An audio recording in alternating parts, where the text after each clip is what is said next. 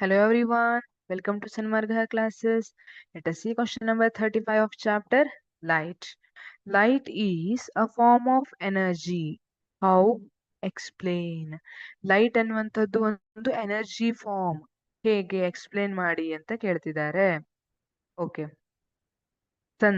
Sunlight ಬರ್ತಾ ಇದೆ. Sunlight ಅಲ್ಲಿ ಹೋಗಿ ನೀವು ನಿಂತ್ಕೊಂಡಿದ್ರೆ, ಚಳಿಗಾಲದಲ್ಲಿ ಚಳಿ ಕಾಸಕ್ ಹೋಗಿ ನಿಂತ್ಕೊಂಡಿರ್ತೀರಿ, ಯು ಫೀಲ್ ಹಾಟ್ ಅಲ್ವಾ? So light is form of energy. ಹೇಳ್ಬೋದಾ? Light is essential for objects to be visible.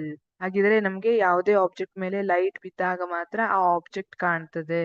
Light is essential for objects to be visible. Plants prepare food with the help of sunlight in photosynthesis.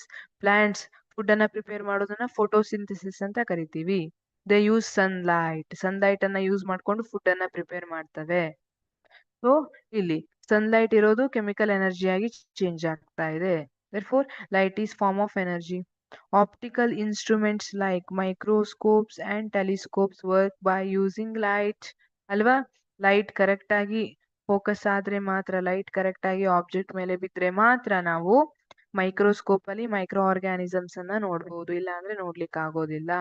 Optical instruments like microscope and telescopes work by using light. Electricity can be generated from light.